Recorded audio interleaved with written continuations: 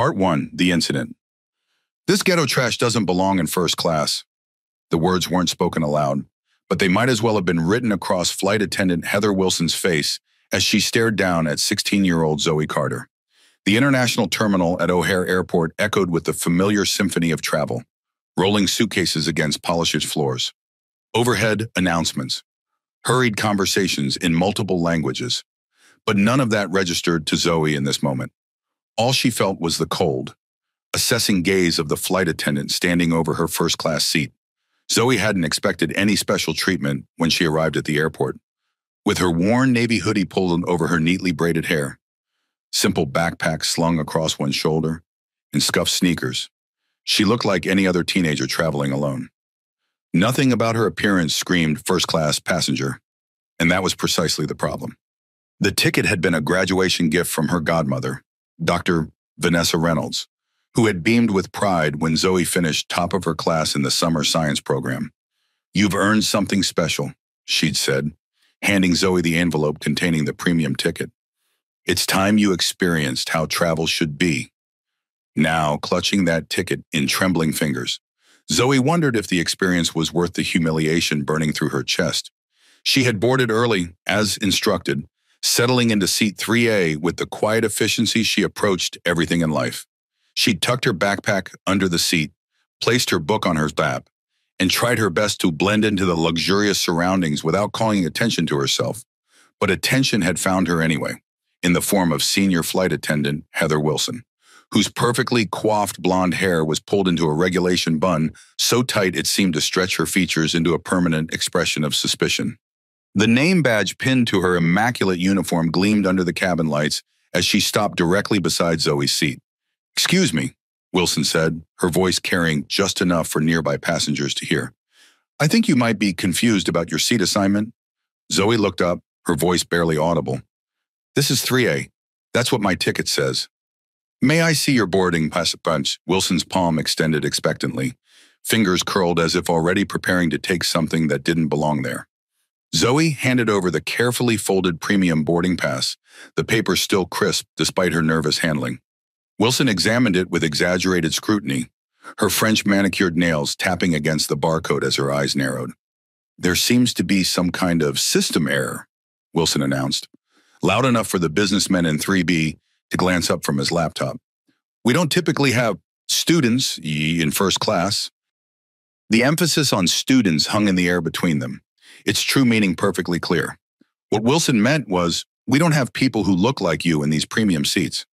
"The ticket was a gift," Zoe explained softly, "from my godmother, for finishing my science program." Wilson's lips tightened into something that resembled a smile but conveyed only disbelief. "How nice for you, but I'm afraid there's still an issue with the seating arrangement. These premium seats are reserved for our priority customers." Have you ever been publicly humiliated by someone who decided with just one glance that you don't belong? Have you felt the burning shame of being told you are in the wrong place when every document in your possession confirms you're exactly where you should be? The businessman in 3B, Miguel Ramirez, looked up briefly from his spreadsheets. His eyes darted between Zoe's shrinking posture and Wilson's authoritative stance.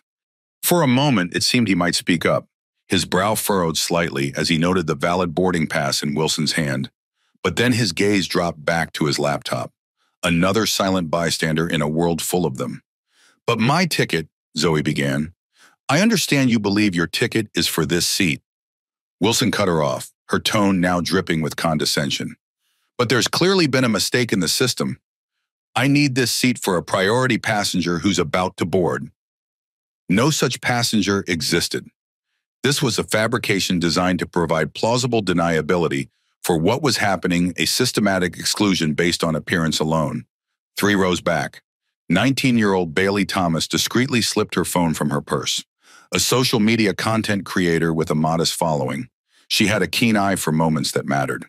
Something about the interaction between the flight attendant and the young black girl sent alarm bells ringing. Without drawing attention, she began recording. "We're preparing for takeoff soon," Wilson continued, her voice carrying a finality that brooked no argument. "I need you to gather your things and move to economy. I can find you a seat there." Zoe's throat tightened. She wanted to protest. to insist that the ticket in Wilson's hand entitled her to exactly the seat she occupied. She wanted to call her godmother, who would know exactly what to say in this situation. But years of careful navigation through spaces where she was unwelcome had taught Zoe that direct confrontation rarely ended well for someone who looked like her. "Where should I go?" she asked instead, her voice barely audible over the ambient noise of boarding passengers. Wilson gestured vaguely toward the back of the plane. "Economy, I'll find you a seat once you're there." With slow, deliberate movements, Zoe gathered her backpack and book. Each second felt stretched and distorted as she stood, hyper-aware of the eyes tracking her movement. The first-class cabin suddenly seemed impossibly large, the aisle stretching endlessly before her like a runway of shame. The walk of humiliation began, step after careful step, moving past the premium cabin's spacious seats in attentive service into the narrower confines of economy. With each forward movement, Zoe felt herself shrinking, becoming smaller, less visible, exactly as Wilson clearly believed she should be. The sound of her worn sneakers against the carpet seemed thunderous to her ears, a rhythmic reminder of her unwanted presence. The brush of her backpack against the aisle seats felt like a series of unwelcome intrusions. Her face burned with a heat that had nothing to do with the cabin temperature, while her chest constricted around lungs that couldn't seem to draw sufficient air. The weight of dozens of eyes followed her journey, some curious, some indifferent, none intervening. Bailey's phone tracked Zoe's retreat, capturing the straight-back dignity with which the teenager carried herself despite the visible humiliation. The footage was steady, clear, and damning. As Zoe made her way to the back of the aircraft, memories flickered through her mind. Other moments when she'd been judged and found wanting, based solely on appearance. The time a store security guard had followed her through the aisles while ignoring her white friends. The science competition where judges had repeatedly asked if someone had helped her with her project. The countless small indignities that accumulated like sediment, gradually hardening into a protective shell. Row after row of curious or indifferent faces passed as Zoe continued her journey to the back. Some passengers averted their eyes, uncomfortable with witnessing the clear injustice unfolding. Others stared openly, perhaps wondering what she had done to deserve relegation. None spoke up. Finally, Zoe reached the economy section, where Wilson had not bothered to follow. She stood uncertainly in the aisle, clutching her backpack to her chest like armor. A flight attendant she hadn't seen before, his name badge read Mateo Gonzalez, approached with a concerned expression. "Are you looking for your seat?" he asked kindly. "I was in first class," Zoe explained quietly. "Ms. Wilson said there was a problem and I needed to move back here." Something flickered across Mateo's face, surprise, followed quickly by understanding, then carefully masked anger. "Let me see your boarding pass," he said, his tone gentle. "She kept it," Zoe replied, the words catching in her throat. Mateo's jaw tightened briefly, but his voice remained professional. "I see. Let me find you a seat then." He guided her to an empty window seat in row 27F, far from the premium cabin where she belonged.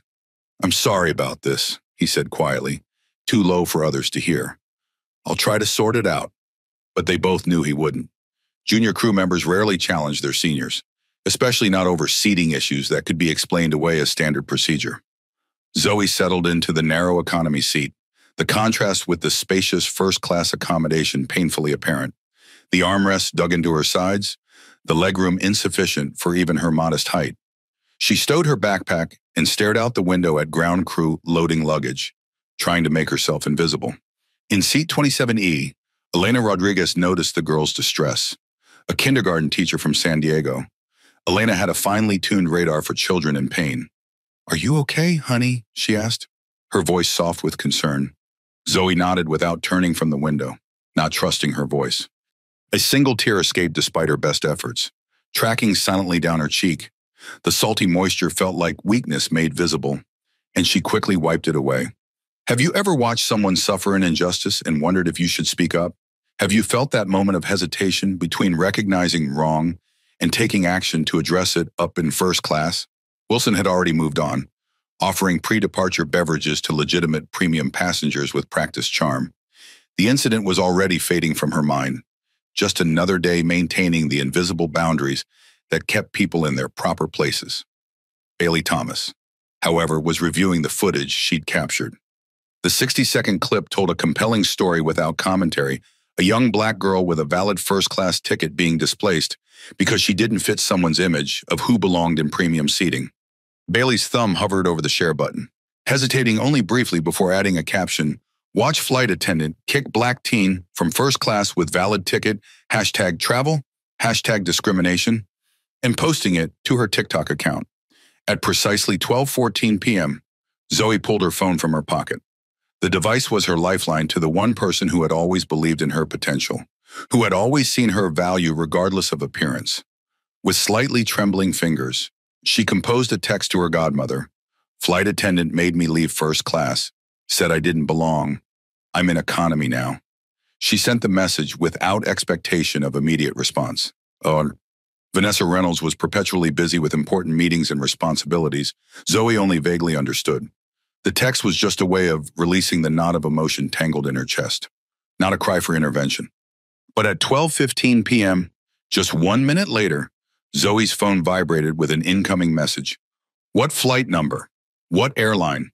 Surprised by the swift response, Zoe quickly typed the information, "SkyWest Airlines, Flight 263 to San Francisco." The reply came immediately, carrying a weight and assurance that made Zoe's breath catch. "Stay in your seat. Don't speak to anyone. I'll handle it." 5 simple words, "I'll handle it." No elaboration, no questions, just absolute confidence. For the first time since boarding, Zoe felt something loosen in her chest. Whatever happened next, she wasn't facing it alone. Around her, the standard pre-departure activities continued. Flight attendants performed security checks. The last passengers stowed their carry-ons. The expected announcement that boarding was complete never came. Instead, the minutes began to tick by with the aircraft doors still open, the jet bridge still connected, the engines silent. At 12:25 p.m., 10 minutes after scheduled departure, passengers began to notice the delay. Watches were checked. Phones were consulted. Murmurs of confusion rippled through the cabin. "Ladies and gentlemen, this is your captain speaking," came a voice over the intercom at 12:32 p.m. "We're experiencing a slight delay due to administrative procedures. We appreciate your patience and will update you as soon as we have more information." The vague announcement satisfied no one. In seat 42C, businessman Daniel Freeman, a frequent flyer who prided himself on understanding airline operations, pulled out his phone and checked several aviation forums. What he found made his eyebrows rise in surprise. According to industry chatter, Flight 263 was under some kind of federal hold, a rare occurrence that usually indicated serious security concerns. Up in the cockpit, Captain James Harrington was trying to make sense of the unprecedented situation unfolding. In 28 years of flying commercial aircraft, he had never received this kind of directive. The emergency communication light had blinked just as they were completing pre-flight checks, and the message that followed had left him stunned. "SkyWest Flight 263, this is FAA command. You are instructed to hold position at gate. Do not proceed to runway. Repeat, maintain position at gate until further notice. This is a direct order from FAA Director Reynolds." His co-pilot had looked at him in astonishment. "FAA Director, that's cabinet-level intervention. What the hell is going on?" Harrington had no answer. His attempts to get clarification had been met with firm instructions to wait for federal officials who were en route to the aircraft, in economy class. Zoe sat perfectly still, following her godmother's instructions to the letter. She had no idea what "I'll handle it" meant in practical terms, but the absolute certainty in those words gave her a fragile hope. Whatever was happening, Vanessa was involved, and when Dr. Vanessa Reynolds became involved in a situation, things changed. The minutes continued to tick by. 12:40 p.m., 12:45 p.m. The natives were getting restless. "What's the holdup?" demanded a businessman from row 5. "We'll update you as soon as we have information." Wilson replied with practiced patience, though a line of tension had appeared between her brows. At 12:52 p.m., Mateo Gonzalez noticed something unusual through the aircraft windows. 2 people in suits approaching the jet bridge with purposeful strides, flanked by airport security. Something about their bearing screamed, "Federal agents," and a cold knot formed in his stomach. Whatever was happening, it was serious. In row 27, Zoe's phone vibrated with another message from Vanessa. "Federal agents are boarding now. When they ask for Zoe Carter, Identify yourself calmly. Zoe read the text twice, confusion giving way to a dawning realization. Whatever "I'll handle it" meant, it involved federal authorities and a significant response. She swallowed hard, suddenly uncertain if the situation was better or worse than before. As the aircraft door reopened, the entire cabin turned to watch. Two professional-looking individuals stepped aboard, a tall man with short-cropped gray hair and a woman with dark hair pulled back in a severe bun. Both wore expressions that discouraged questions. Wilson approached them immediately, her customer service smile firmly in place. "Welcome aboard. How can I assist you?" The woman held up an identification badge. "Agent Sophia Martinez, Federal Aviation Administration. This is Agent Thomas Jenkins. We need to speak with the senior flight attendant and captain immediately regarding a discrimination complaint." Wilson's smile froze, then faltered. "Discrimination. There must be some mistake." "That's what we're here to determine," Jenkins replied, his tone making it clear this was not a discussion. "We also need to see your passenger manifest, specifically the assignment for seat 3A in first class." As the reality of the situation began to dawn on Wilson, Bailey Thomas's TikTok post was already spreading through social media at a rate she had never experienced before. In just 37 minutes, the video had been viewed over 200,000 times, shared by influencers with much larger followings, and begun generating news alerts on aviation and travel websites. The digital timestamp on the video, captured just before noon, was creating a precise timeline of events that would soon become crucial evidence in what was rapidly evolving from a routine seating issue into a federal civil rights investigation. In the FAA headquarters in Washington, D.C., Dr. Vanessa Reynolds had disrupted a high-level meeting on aviation safety regulations the moment Zoe's text arrived. The 52-year-old FAA director had built her reputation on two things: absolute competence and zero tolerance for discrimination in any form. "Excuse me," she had announced to the room full of senior officials and industry representatives. "I need to address an urgent situation." Without waiting for responses, she stepped into her private office, closed the door, and made two calls in rapid succession. The first was to the FAA Command Center, issuing the hold order for Flight 263. The second was to dispatch federal agents stationed at O'Hare to board the aircraft and investigate. "This is Director Reynolds," she had stated with quiet authority. "Flight 263 is not to leave that gate until I authorize it. Send Agents Jenkins and Martinez to the terminal immediately. I want this handled by the book, with full documentation." Vanessa had risen through the ranks of the FAA over 27 years, beginning as a safety inspector and eventually becoming the first African-American woman to hold the director position. Throughout her career, she had encountered countless instances of the same dismissive treatment now being inflicted on her goddaughter. The difference was that now she had the authority to ensure accountability. Back on the aircraft, the investigation was proceeding with methodical efficiency.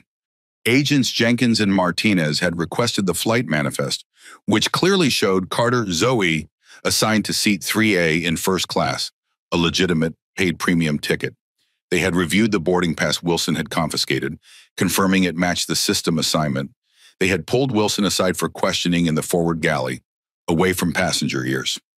"Ms. Wilson, can you explain why you removed Ms. Carter from her assigned first-class seat?" Jenkins asked, his tone neutral but his gaze unwavering. "I suspected a ticketing error," Wilson replied, her confidence beginning to falter under federal scrutiny. "It's not uncommon for the system to misassign seats, especially during busy travel periods." "And what specific evidence led you to suspect an error in this particular case?" Martinez asked, typing notes into a tablet. Wilson hesitated. "Experience. I've worked this route for 10 years. I know our typical first-class demographic." "By typical first-class demographic, do you mean?" Jenkins let the question hang. "Business travelers, adults, professional people." Wilson's explanation sounded hollow even to her own ears. "Miss Wilson, are you aware that the Federal Aviation Act prohibits discrimination based on race, color, national origin, sex, or ancestry by air carriers?" Martinez asked, looking up from her tablet with a penetrating gaze. "Of course, SkyWest has a strict non-discrimination policy. This wasn't about race, it was about a suspected ticketing error." "A suspected error you didn't actually verify in the system before removing Ms. Carter," Jenkins noted. Is that standard procedure? Wilson's face paled slightly. I was planning to check the system after getting her settled. Martinez's tablet screen now displayed Bailey's viral video, which had been forwarded to the agents by FAA headquarters. Ms. Wilson, are you aware that a passenger recorded your interaction with Miss Carter? For the first time, genuine alarm crossed Wilson's features. What? The agents showed her the clip, now at 450,000 views and climbing rapidly. The video clearly captured Wilson dismissing Zoe's valid ticket and sending her to economy, despite having documentation of her rightful seat assignment in economy class. Mateo Gonzalez was providing a very different account to another federal agent. Ms. Wilson didn't scan the ticket or check the system, he confirmed. I've seen her question passengers of color in premium cabins before, but never white passengers. There's a pattern. Miguel Ramirez, the businessman from Seat 3B, had also come forward after learning federal agents were on board. I saw everything, he told Jenkins. The girl had a valid first-class ticket. The flight attendant didn't believe her and made her move without verifying anything. No one helped her, myself included, to my shame. As statements were being collected and evidence compiled, Bailey's video continued its viral spread. News organizations had picked up the story, with aviation reporters seeking comment from SkyWest Airlines about what was now being called the Flight 263 incident. The hashtag Flight 263 was trending nationally, with comments ranging from outrage to calls for Wilson's termination. At 1:17 p.m., over an hour past the scheduled departure, the agents approached row 27F in economy. Ms. Zoe Carter, Agent Martinez asked quietly. Zoe looked up, her expression carefully neutral despite her racing heart. Yes, that's me. I'm Agent Martinez with the Federal Aviation Administration. Could you come with us? Please bring your belongings. Elena Rodriguez, still seated beside Zoe, gave the girl's hand a quick, supportive squeeze as she gathered her backpack. Good luck, honey. Zoe followed the agents up the aisle, acutely aware of the eyes following her progress. The same walk of humiliation, but now transformed into something else. The whispers that trailed in her wake were different too. That's the girl from the video. Federal agents got involved. Someone's in big trouble. They didn't stop in the economy section. They didn't stop in the standard cabin. Instead, the agents escorted Zoe all the way to first class, where her original seat, 3A, remained conspicuously empty despite Wilson's claim about needing it for another passenger. Ms. Carter, please take your assigned seat, Jenkins said, loud enough for the entire first-class cabin to hear. As Zoe settled back into the premium seat she had been forced to abandon, Martinez turned to address the now silent cabin. Ladies and gentlemen, the FAA takes allegations of discriminatory conduct very seriously. We appreciate your patience during our investigation. The message was clear. This wasn't about a seating mistake. This was about civil rights, federal regulations, and accountability. In the forward galley, Wilson watched in horror as Zoe returned to first class under federal escort. The realization that this routine passenger management situation had escalated to a federal investigation, complete with agents, documentation, and potential legal consequences, sent ice through her veins. She pulled out her phone intending to call her union representative, only to see Bailey's TikTok video had now reached 2-3 million views. Her face, clearly recognizable, was being shared across the internet. Her actions dissected and condemned by thousands of strangers. In an instant, her entire professional identity was redefined. No longer the respected senior flight attendant, but the villain in a viral discrimination story.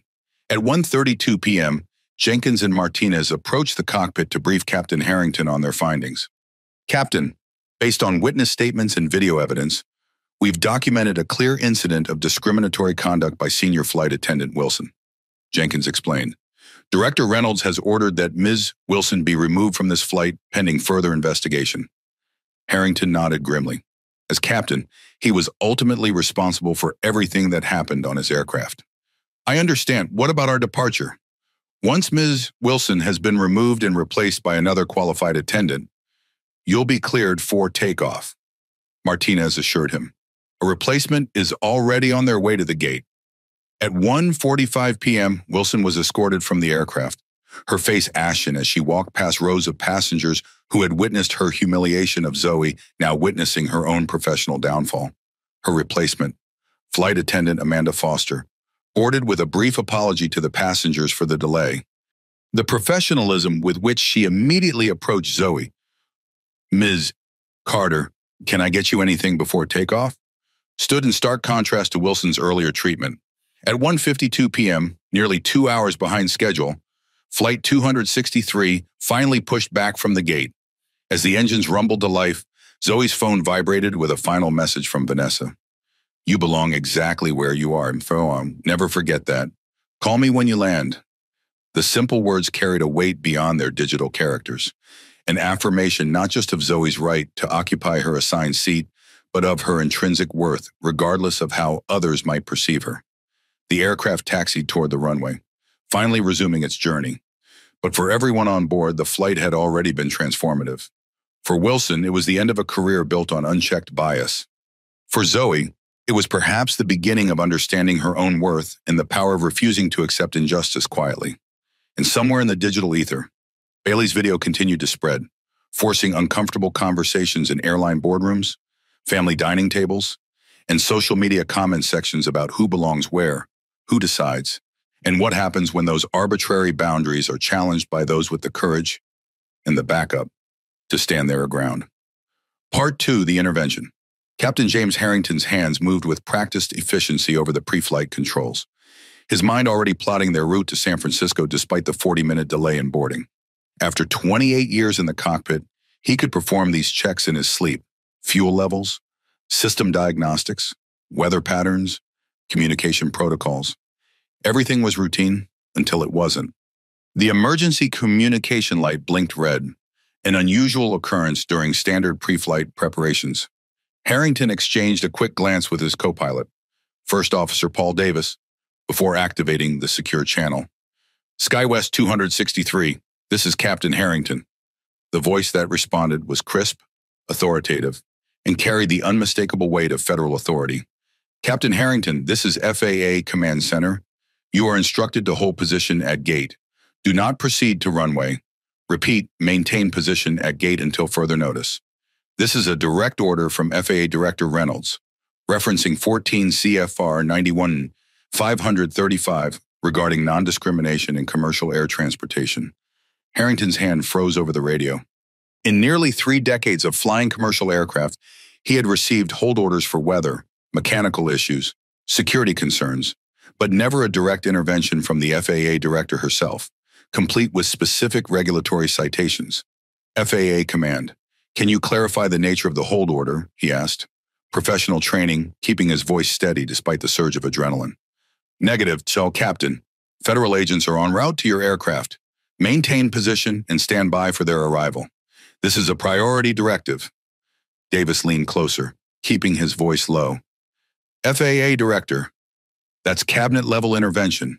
What the hell is going on?" Harrington shook his head slightly. "I don't know, but when someone at that level gets involved, it's never minor."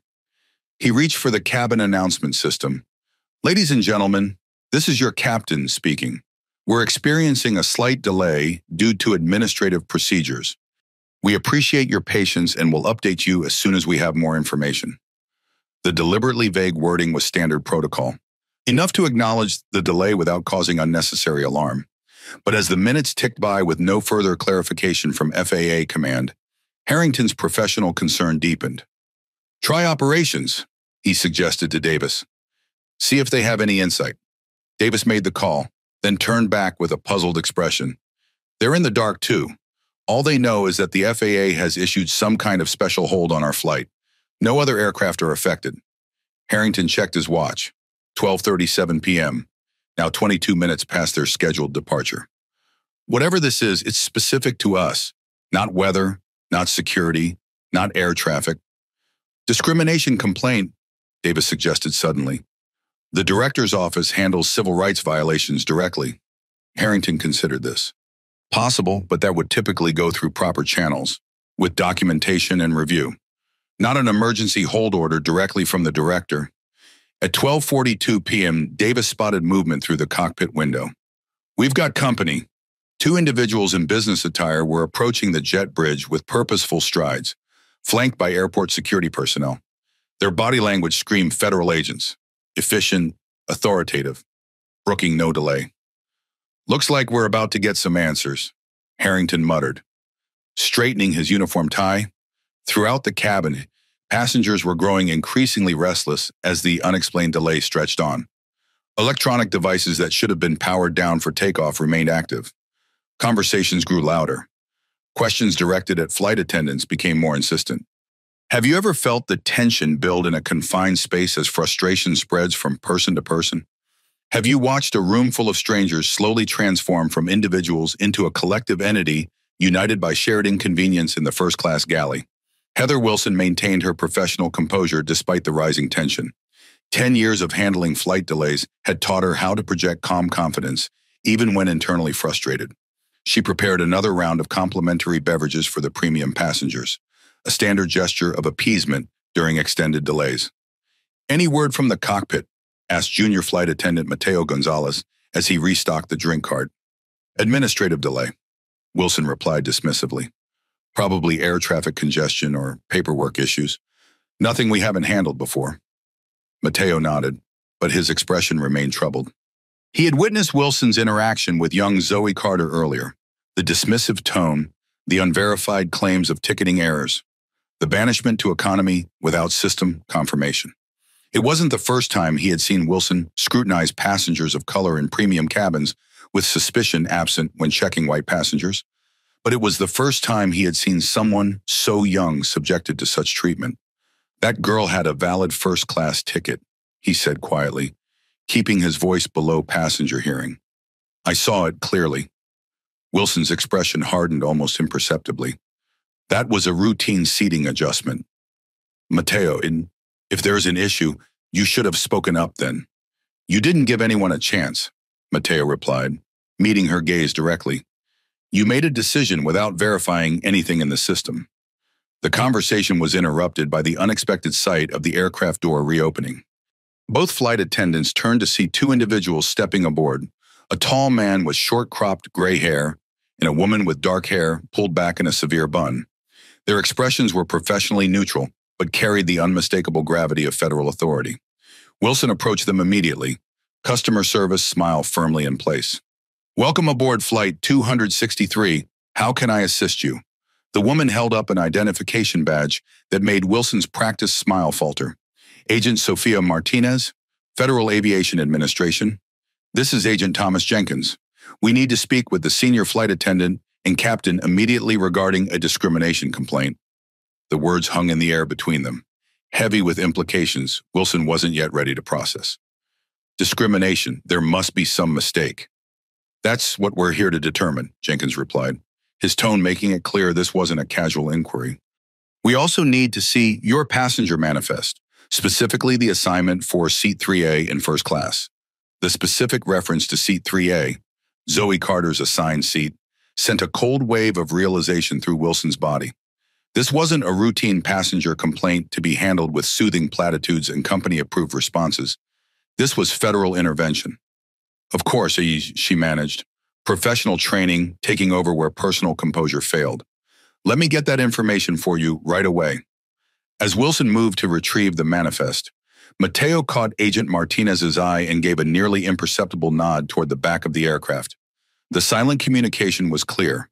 There was more to this story than what Wilson would provide. In economy class, the atmosphere vibrated with collective impatience.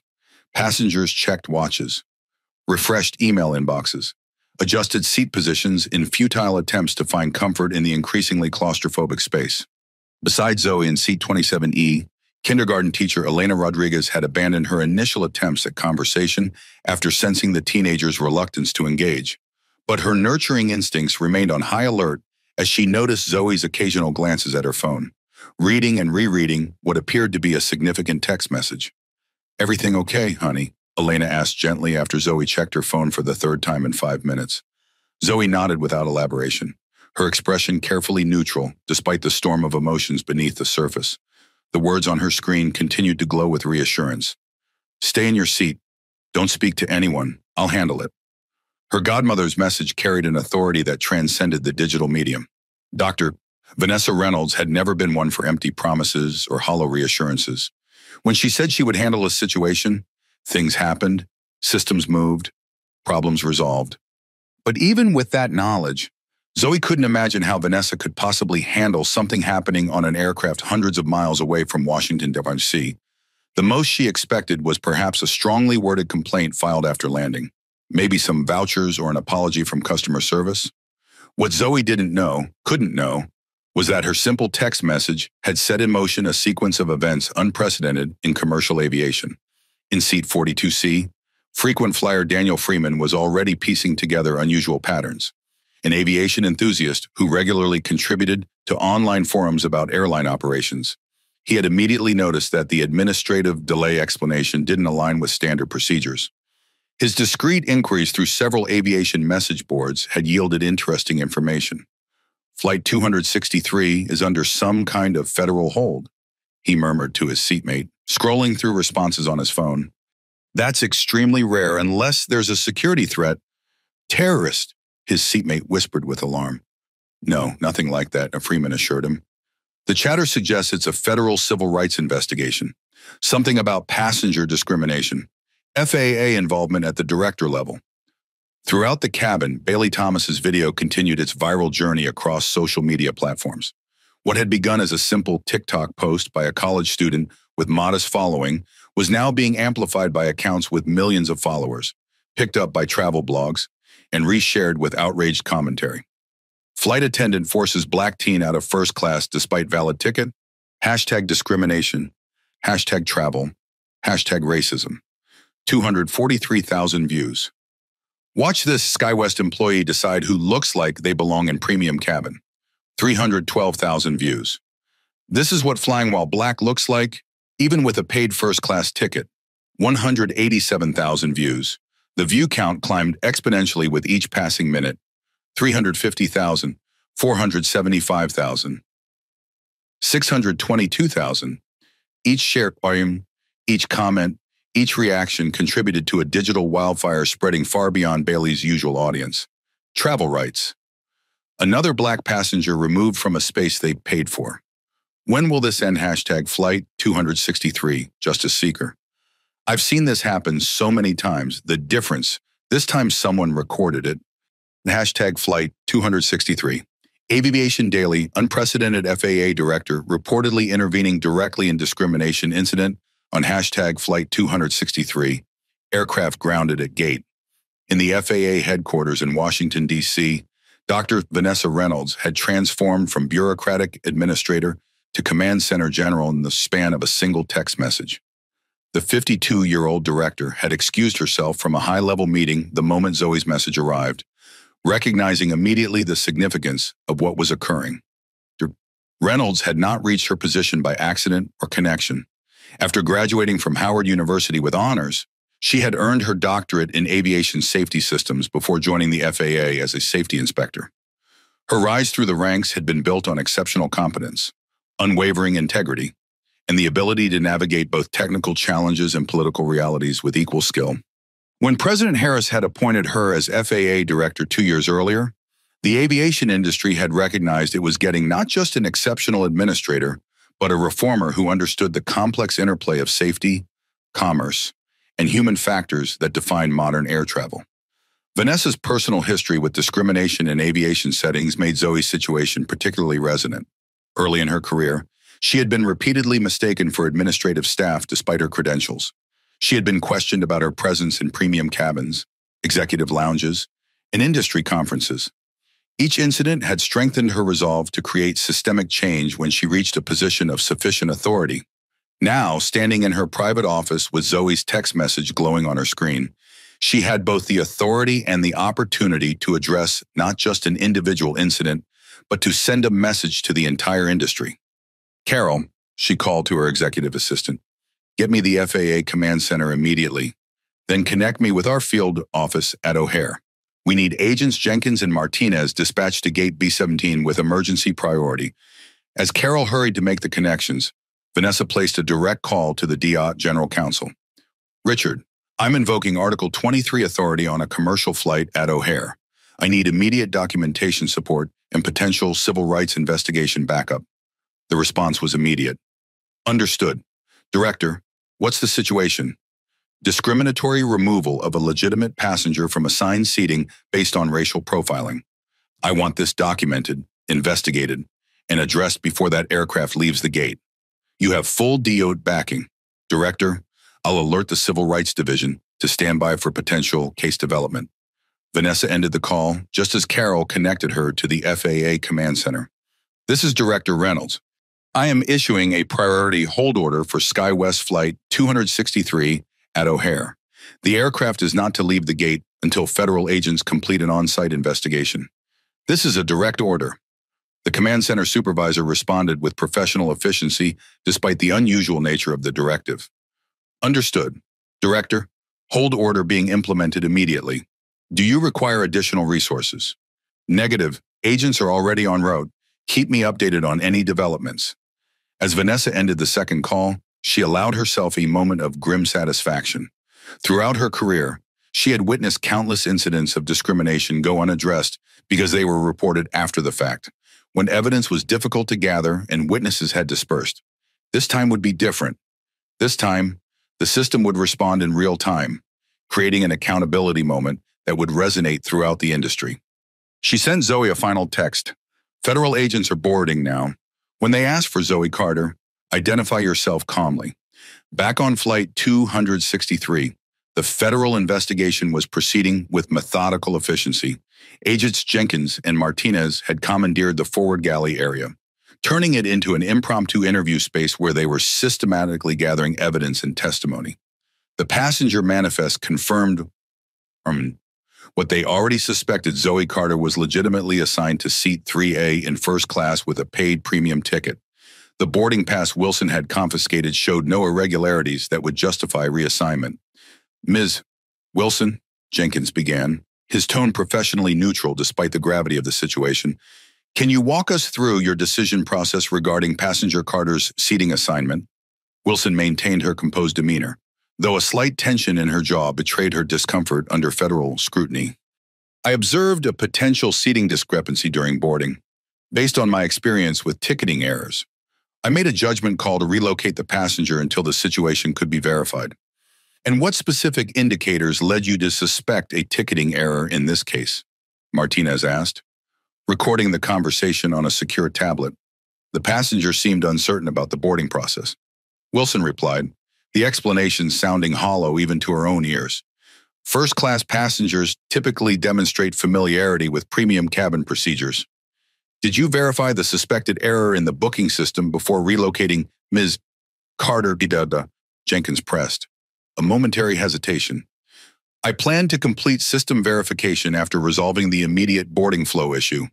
Martinez looked up from her tablet. Ms. Wilson, are you aware that a passenger recorded your interaction with Miss Carter? The question landed like a physical blow.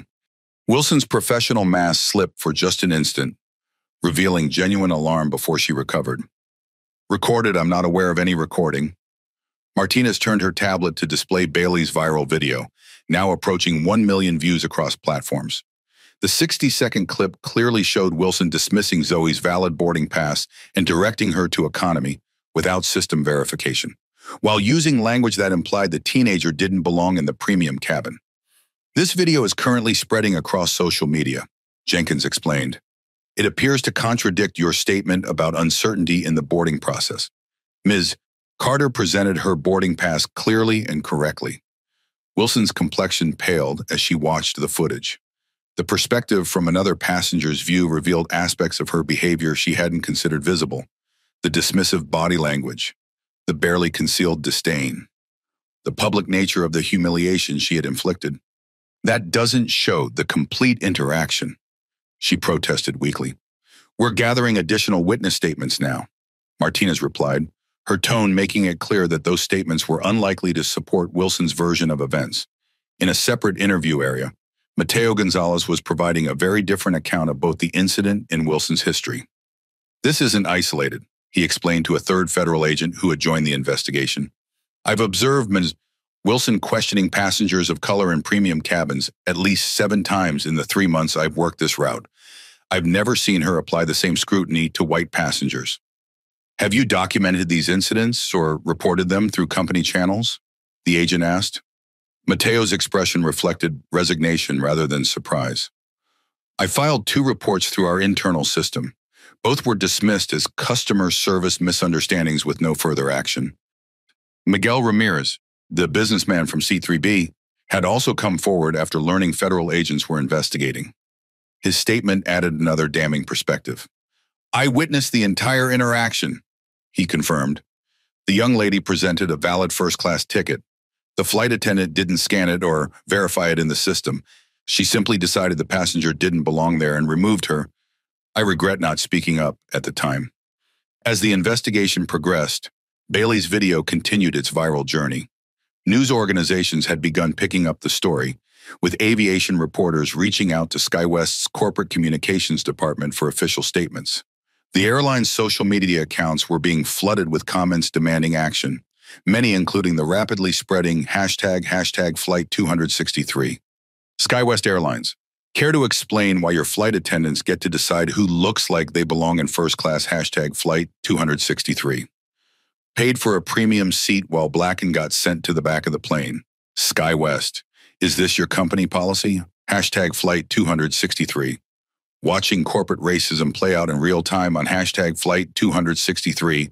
When is FAA News going to address this industry-wide problem?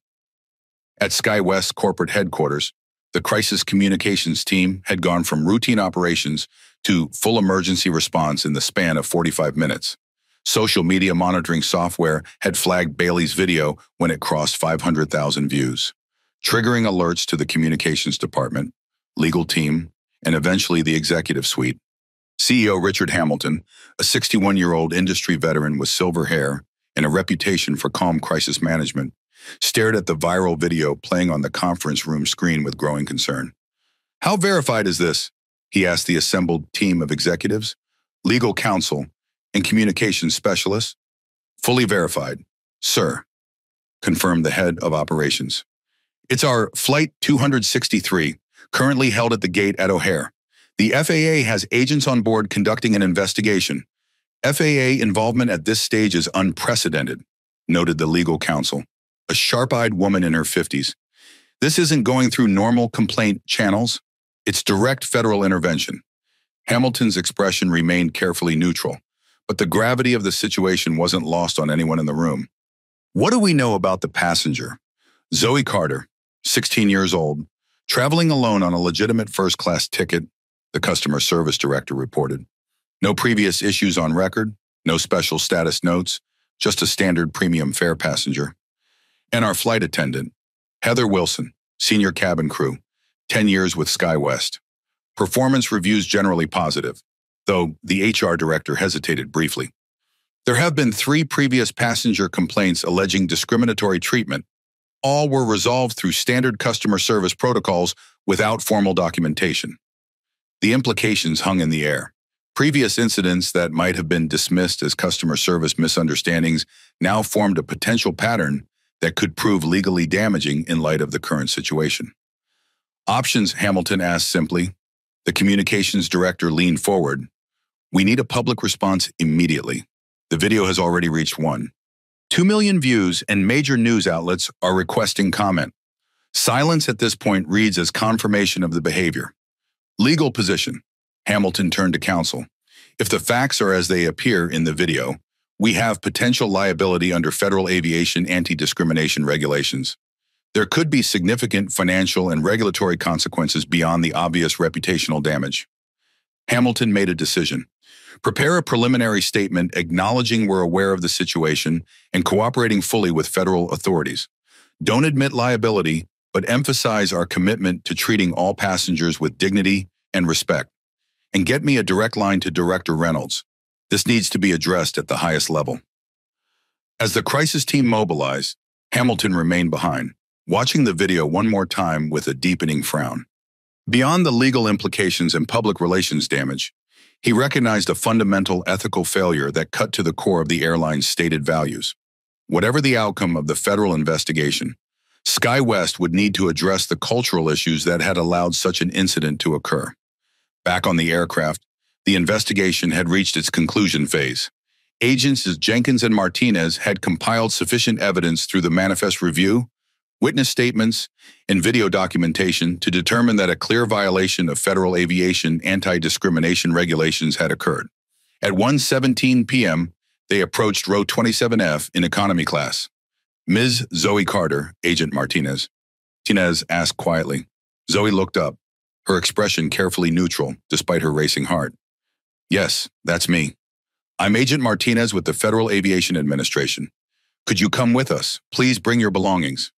Elena Rodriguez gave Zoe's hand a quick, supportive squeeze. Good luck, honey. Zoe gathered her backpack and book, then followed the agents up the aisle.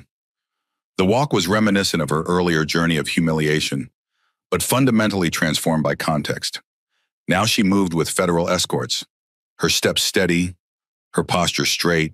The whispers that followed her were different too. Curious, supportive, even awed as passengers connected her to the growing social media storms surrounding Flight 263. They didn't stop in the standard cabin. Instead, the agents escorted Zoe directly to first class, where seat 3A, her rightful place, remained conspicuously empty, despite Wilson's earlier claim about needing it for another passenger. Ms. Carter, please take your assigned seat, Jenkins said, loud enough for nearby passengers to hear.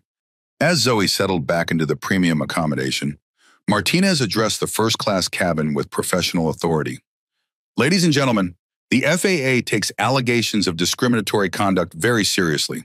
We appreciate your patience during our investigation. The message was unmistakable. This wasn't about a seating misunderstanding. This was about civil rights, federal regulations, and accountability. Miguel Ramirez, still in seat 3B, gave Zoe a small nod of acknowledgement, part apology for his earlier silence, part recognition of her dignity throughout the ordeal. In the forward galley, Wilson watched Zoe's return with mounting horror. What had begun as a routine passenger management situation had escalated beyond anything she could have imagined. Federal agents, formal investigation, official documentation, all focused on a decision she had made almost automatically, without considering potential consequences.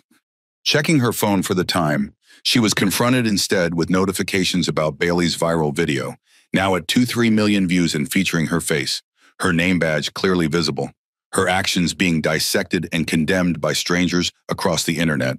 In an instant, her professional identity had been redefined, no longer the respected senior crew member, but the villain in a viral discrimination narrative. At 1:32 p.m., Jenkins and Martinez approached the cockpit to brief Captain Harrington on their findings. Captain, based on witness statements, documentation review, and video evidence, we've determined that a clear incident of discriminatory conduct occurred. Jenkins explained. Director Reynolds has ordered that Senior Flight Attendant Wilson be removed from this flight pending further investigation. Harrington nodded grimly, accepting the federal directive without argument. As captain, he was ultimately responsible for everything that happened on his aircraft, including the actions of his crew. I understand. What about our departure status? Once Miss Wilson has been removed and replaced by another qualified attendant, you'll be cleared for takeoff. Martinez assured him, SkyWest Operations has already arranged for a replacement to meet the aircraft. They should be at the gate momentarily.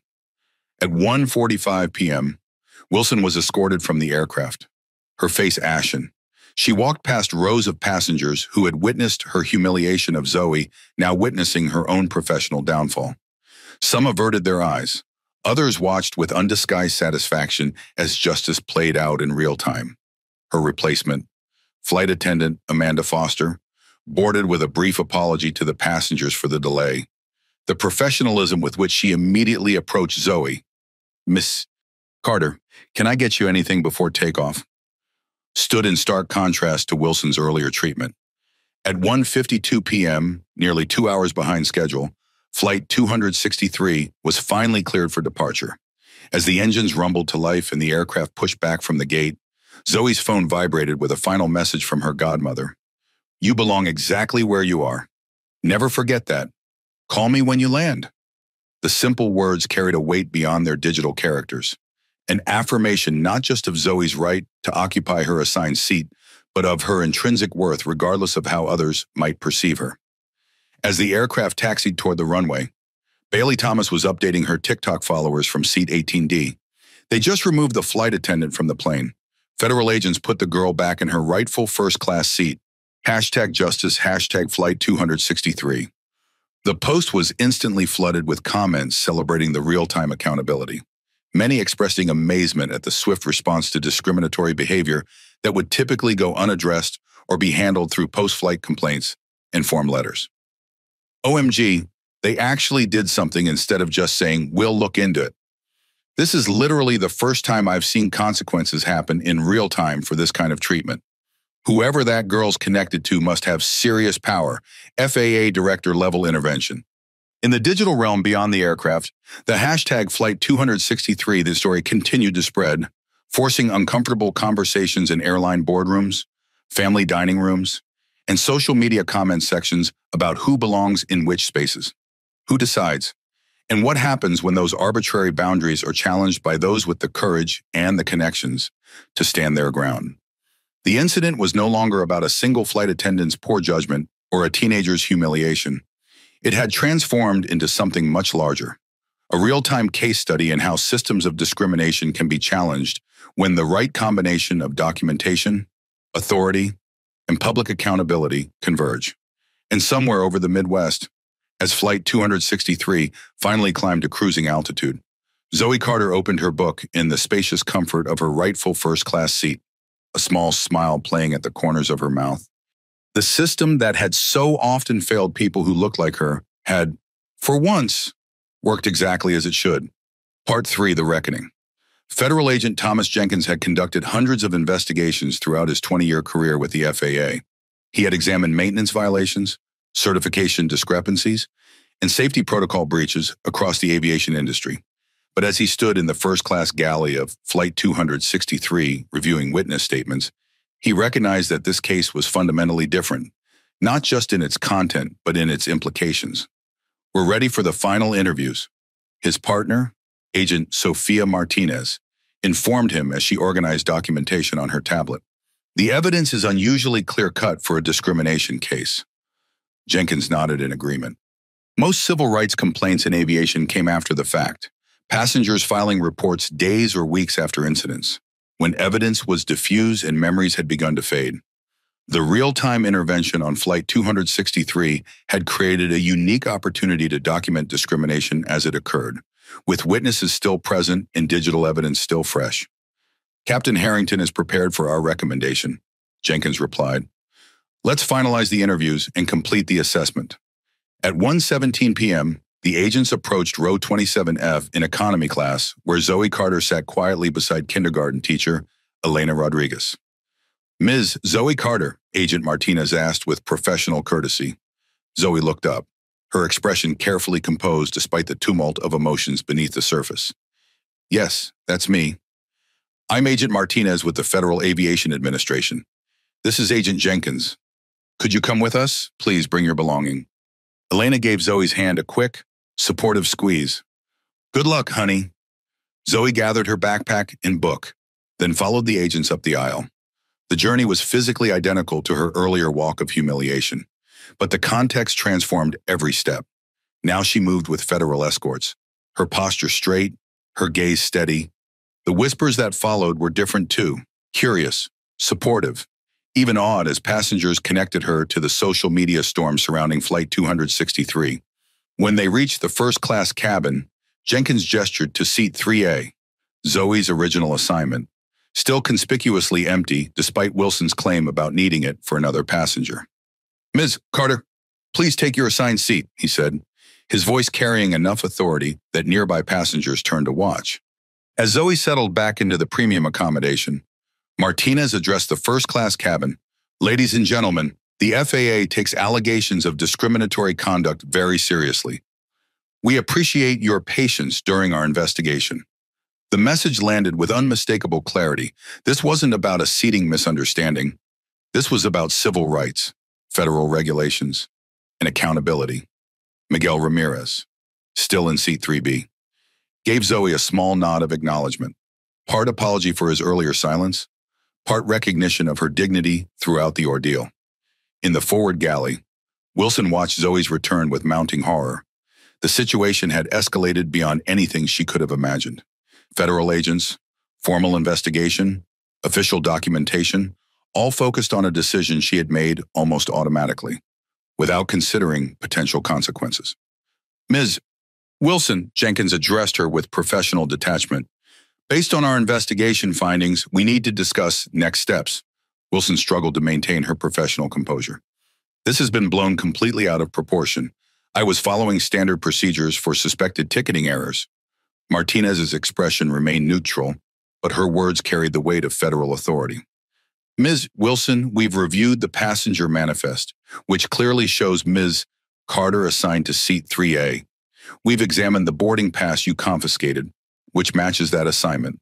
We've collected witness statements confirming you did not verify any system error before removing her. And we've reviewed video footage documenting the interaction. Video, Wilson's voice faltered. Jenkins turned his tablet to show her Bailey Thomas's viral TikTok post, now at 3 million views and climbing. The 60-second clip clearly captured Wilson dismissing Zoe's valid ticket and sending her to economy despite having documentation of her rightful seat assignment. This video is currently circulating across multiple platforms, Jenkins explained. Combined with the documentation and witness statements we've collected, it establishes a clear pattern of discriminatory conduct in violation of federal aviation regulations. The blood drained from Wilson's face as she watched herself on screen. The perspective from another passenger's vantage point revealed aspects of her behavior she hadn't considered visible. The dismissive body language, the barely concealed disdain, the public nature of the humiliation she had inflicted. That doesn't show the complete context, she protested weakly. We've gathered statements from 12 passengers and 3 crew members. Martinez replied, the context appears quite clear.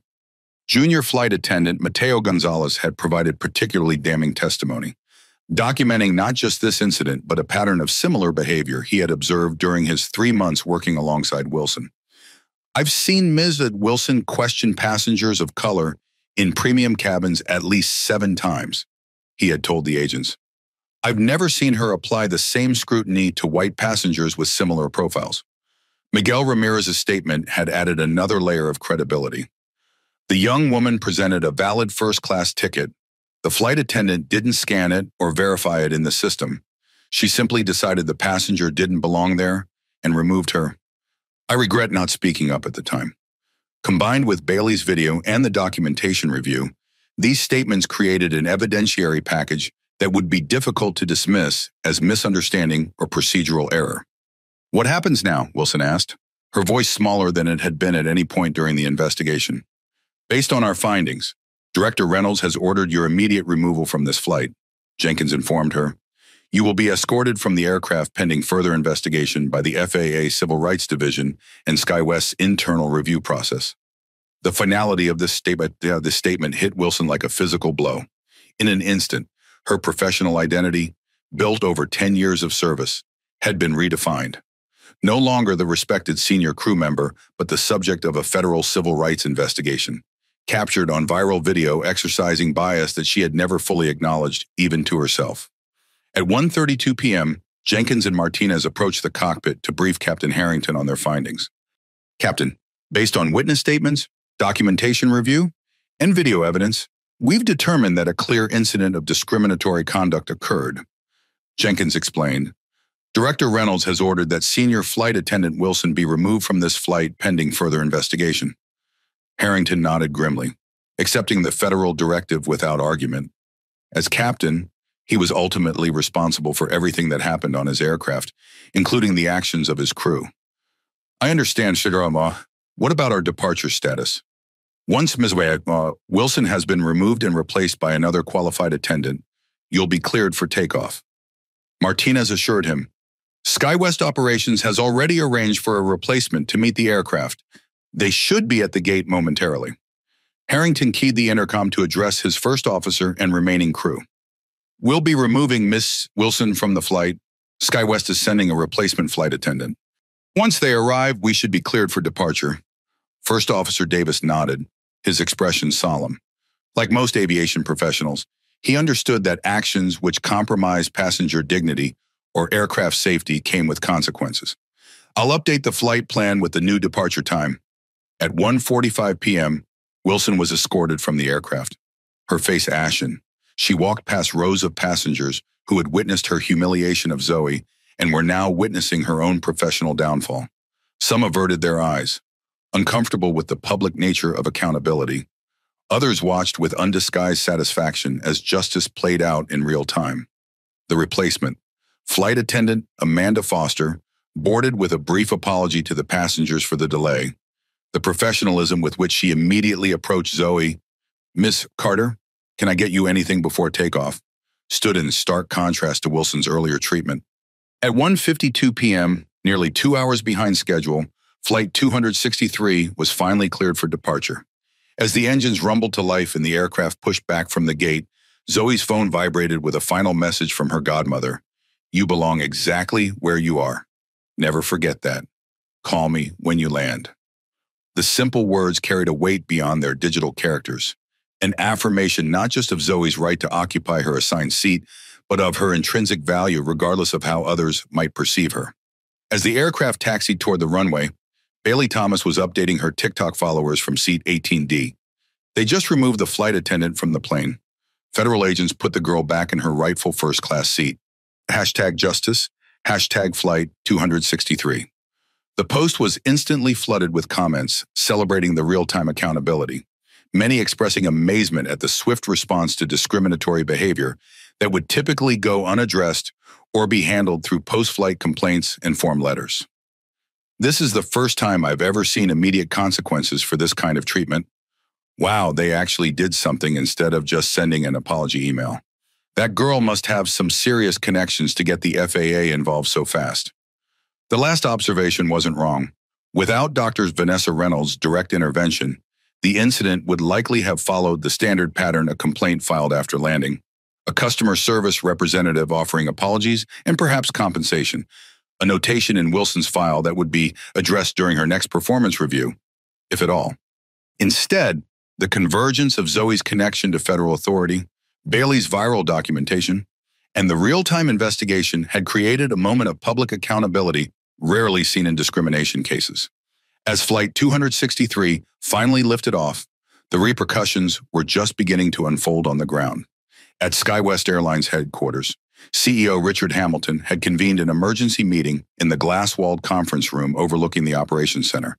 The attendees included the airline's general counsel, communications director, chief human resources officer, and vice president of customer experience. On the large screen at the front of the room, Bailey's viral video played on a loop, now at 47 million views and growing. "Give me the facts as we know them," Hamilton directed, his voice carrying the gravity of a leader facing a significant crisis. The VP of Customer Experience, Alicia Morales, provided the initial briefing. Flight attendant Heather Wilson removed 16-year-old passenger Zoe Carter from her assigned first-class seat without verification of any ticketing error. The incident was captured on video by another passenger and has gone viral. The FAA director personally intervened, sending agents to investigate while the aircraft was still at the gate. Based on their findings, Wilson has been removed from the flight, which has now departed for San Francisco approximately 2 hours behind schedule. Legal exposure. Hamilton turned to the general counsel. "Significant," the attorney replied without hesitation. "This is a clear violation of 14 CFR Part 91, 5 prohibiting discrimination in air transportation. We're potentially looking at federal fines, civil liability for emotional distress, and possible class action implications if this triggers similar complaints from other passengers who experience comparable treatment. Financial impact." The CFO consulted his tablet. "Our stock is already down 3.2% in active trading as the story spreads. Estimated brand damage is in the 8-figure range based on comparable incidents at competitor airlines. We're also facing direct costs from the flight delay, including crew overtime and passenger accommodations for missed connections." Hamilton's expression remained carefully neutral, but the gravity of the situation wasn't lost on anyone present. Communications strategy. The communications director leaned forward. "We need to issue a comprehensive statement immediately. The video has already been viewed by millions, and major news outlets are running the story. Our silence at this point reads as corporate indifference. Options for addressing this. Hamilton asked the room. The human resources officer spoke up. From a personnel perspective, we need to conduct a thorough investigation of not just this incident, but Wilson's overall pattern of conduct. The federal agents documented statements from other crew members suggesting this wasn't isolated behavior. Beyond disciplinary action, added Morales, we need systemic changes, better training, verification protocols for seat reassignments, anonymous reporting systems for discrimination concerns. This incident exposes weaknesses in our operational culture that go beyond one employee's poor judgment. Hamilton absorbed this input with the measured consideration that had defined his leadership style throughout 3 decades in the industry. After a moment of reflection, he turned to his communications director. Draft a statement that acknowledges what happened, accepts responsibility without admitting specific legal liability, and outlines immediate steps we're taking. No corporate speak, no passive voice, no deflection. This was a failure on our part, and our response needs to reflect that understanding. To the legal team, reach out to Ms. Carter directly. I want a personal apology and appropriate compensation offered, not as a settlement, but as a genuine recognition of our failure to treat her with the respect she deserved. To Human Resources, initiate a full review of our training protocols around bias and discrimination. I want concrete proposals for improvement within 48 hours. Finally, to his executive team collectively, this stops today. I don't care what it costs or whose feelings get hurt. SkyWest will not be an airline where a passenger's appearance determines how they're treated. Make that message crystal clear throughout our organization. The decisive response reflected Hamilton's understanding that this incident represented not just a public relations crisis, but a fundamental ethical failure that cut to the core of the airline's stated values. Whatever the outcome of the federal investigation, SkyWest would need to address the cultural issues that had allowed such an incident to occur. As the team dispersed to execute these directives, Hamilton remained behind, watching the video one more time with a deepening frown. The incident played out in painful clarity, a young black girl being told she didn't belong in a space she had every right to occupy, her dignity stripped away in front of strangers, her valid documentation dismissed without verification.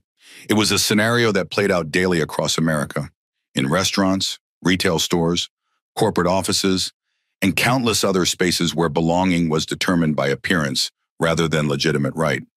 The only difference in this case was that it had been captured on video, amplified by social media, and interrupted by federal intervention before completion. This stops today, Hamilton repeated to himself, the words carrying both promise and acknowledgement of how much work lay ahead. Meanwhile, in Washington, D.C., Dr. Vanessa Reynolds was reviewing the preliminary report from Agents Jenkins and Martinez. The documentation was thorough, professional, and damning, establishing clear evidence of discriminatory conduct in violation of federal aviation regulations. Dr. Reynolds, her assistant Carol, interrupted. The SkyWest CEO is on line 1. He's requesting to speak with you directly. Vanessa nodded, unsurprised by the call. Put him through. Director Reynolds, Hamilton began once connected. Richard Hamilton from SkyWest. I wanted to personally express my deep regret for the situation on Flight 263. I appreciate the call, Mr. Hamilton, Vanessa replied, her tone professional but unyielding. I assume you've been briefed on the findings of our investigation. Yes, and I want to assure you that we're taking immediate action. The flight attendant involved has been suspended pending our internal investigation, and we're implementing system-wide changes to prevent similar incidents. I'm glad to hear that, Vanessa acknowledged. But I want to be clear, this isn't just about one employee's poor judgment. This is about systemic issues in how airlines determine who looks like they belong in premium cabins. I understand, Hamilton replied, his tone reflecting genuine concern rather than corporate damage control. And you have my commitment that SkyWest is taking this as an opportunity for meaningful change, not just crisis management. Actions will speak louder than commitments. Mr. Hamilton, my office will be monitoring your response closely. The FAA takes discriminatory conduct extremely seriously, particularly when it impacts minors. The message was clear, this incident wouldn't be resolved with platitudes or token gestures. SkyWest was facing not just public scrutiny, but ongoing federal oversight of its practices. As the conversation concluded, Vanessa turned her attention to broader implications. The incident on Flight 263 provided an opportunity to address industry-wide patterns of discrimination that had persisted for decades. By using this high-profile case as a catalyst, she could potentially implement changes that would benefit countless passengers beyond Zoe. Carol, she called to her assistant, schedule a meeting with our Civil Rights Division. I want to discuss using this incident as the foundation for updated industry guidance on non-discrimination compliance. The directive reflected Vanessa's strategic approach to systemic change, using individual incidents as leverage points for broader reform. Throughout her career, she had recognized that meaningful progress rarely came from addressing problems in isolation, but from using specific cases to highlight patterns requiring systemic intervention. Back on Flight 263, now cruising at 37,000 feet over the Midwest, the atmosphere had transformed from tense confrontation to something approaching normalcy. In first class, Zoe had been served a proper meal by flight attendant Foster, whose professional courtesy carried no hint of the condescension that had characterized Wilson's treatment. "Is everything to your satisfaction, Ms. Carter?" Foster asked as she collected the dinner tray. "Yes, thank you," Zoe replied, the simple exchange representing everything the original interaction should have been: respectful, professional, without judgment of whether she belonged in the premium cabin. Several rows behind in the economy section, Bailey Thomas was reviewing the unexpected impact of her spontaneous decision to document Wilson's behavior. What had begun as an instinctive response to witnessing injustice had transformed into something far larger, a viral moment that had triggered federal intervention and industry-wide conversation about discrimination in air travel. Her phone, now in airplane mode, still displayed the last metrics she'd seen before takeoff: 47 million views, 843,000 likes, 127,000 shares, and over 50,000 comments. Numbers that represented not just digital engagement, but a collective recognition of an injustice that typically went unaddressed. "Excuse me," the passenger beside her whispered. "Are you the one who posted the video of what happened?" Bailey nodded cautiously, unsure whether to expect criticism or support. "Thank you," the woman continued. "My daughter had something similar happen last year, and no one did anything about it. It's about time these incidents get the attention they deserve." The comment reflected a broader truth about Bailey's documentation. It wasn't valuable just for addressing this specific incident, but for validating countless similar experiences that had gone unrecorded and unaddressed. Meanwhile, in seat 42C, aviation enthusiast Daniel Freeman was updating his usual flight log with decidedly unusual notes. A frequent contributor to online forums about airline operations, he recognized the historic nature of what he had witnessed: direct federal intervention in an ongoing discrimination incident, removal of crew mid-flight, and the public accountability that had played out in real time. "This will become a case study," he murmured to his seatmate. "I've been flying commercial for 30 years, and I've never seen the FAA director personally intervene in a discrimination complaint while the aircraft was still at the gate." His observation captured the exceptional nature of what had transpired, not because discrimination in aviation was rare, but because accountability for it typically wasn't immediate, visible, or consequential. As Flight 263 continued its journey toward San Francisco, the story was spreading far beyond the aircraft itself. News organizations had picked up Bailey's video, adding context, commentary, and connections to broader patterns of discrimination in commercial aviation. Civil rights organizations issued statements calling for industry-wide reform. Aviation blogs analyzed the unprecedented nature of the FAA's real-time intervention. The incident was no longer about a single flight attendant's poor judgment or a teenager's humiliation. It had transformed into something much larger, a case study in how systems of discrimination could be challenged when the right combination of documentation, authority, and public accountability converged. And somewhere over the Midwest, as Flight 263 continued its journey, Zoe Carter sat in her rightful first-class seat, her book open but her mind processing the extraordinary sequence of events that had unfolded. What had begun as a moment of humiliation had transformed into something approaching justice, not just for her, but potentially for countless others who had faced similar treatment without the benefit of viral documentation or federal connections. The realization carried both validation and responsibility.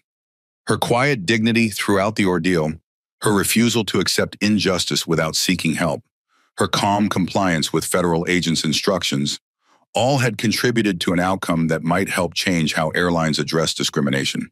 As the sunset painted the clouds in shades of gold and crimson outside her window, Zoe allowed herself a small smile.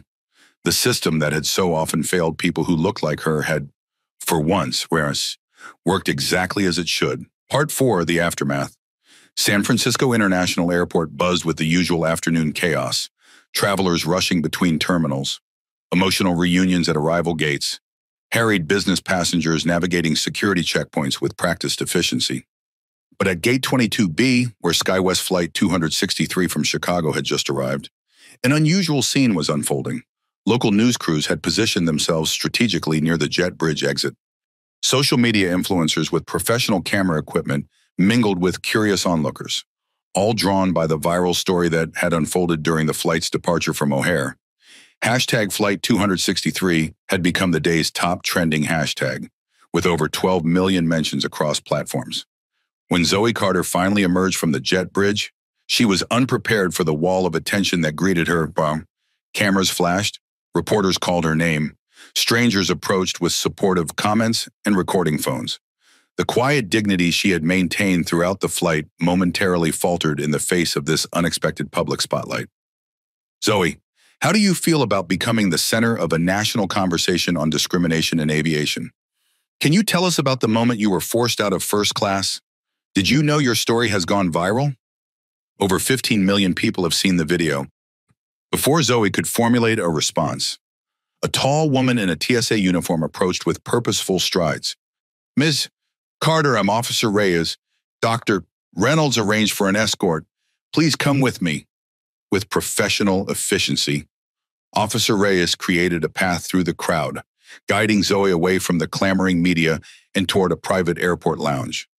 Your godmother thought you might appreciate some privacy before your connecting flight. She's arranged for you to use the executive suite until departure. The contrast between this treatment and her earlier experience on the aircraft wasn't lost on Zoe. Just hours ago, she had been deemed unworthy of her assigned seat in premium class. Now she was being escorted to an exclusive lounge, typically reserved for VIPs and airline executives. Is my godmother here? Zoe asked, hoping Vanessa might have flown in from Washington. Officer Reyes shook her head. No, but she's arranged everything remotely. She asked me to tell you she's handling things from her end and will call you shortly. The everything Vanessa had arranged became apparent as they entered the lounge. A private seating area had been reserved, with refreshments already waiting. The lounge staff greeted Zoe by name, treating her with the deference typically reserved for diplomats or corporate executives. Ms. Carter, your connecting flight to Los Angeles departs at 5:45 p.m. from Gate 36B, the lounge manager informed her. We'll provide an escort when it's time to board. Is there anything you need in the meantime? Zoe shook her head, still processing the surreal transition from discrimination to VIP treatment in the span of a few hours. No, thank you. I'm fine. As the manager withdrew, Zoe's phone vibrated with an incoming call, her godmother's name and photo appearing on the screen. Vanessa, she answered, the familiar connection providing an anchor in the swirling chaos of the day. Zoe, Vanessa's voice carried both warmth and concern. How are you holding up? I'm okay, a little overwhelmed. There were reporters at the gate. I'm sorry about that. I should have anticipated the media interest once the story went viral. Are you comfortable in the lounge? Yes, it's fine. But I don't understand what's happening. Why is everyone making such a big deal about this? These things happen all the time. There was a brief pause before Vanessa responded. That's exactly why it's significant. Zoe, these things do happen all the time, but they rarely get documented in real time, and they almost never result in immediate accountability. Your experience has created a moment where people can't look away or deny the reality of how discrimination operates in everyday spaces. Zoe considered this perspective. I didn't ask for any of this attention. I know you didn't, Vanessa acknowledged.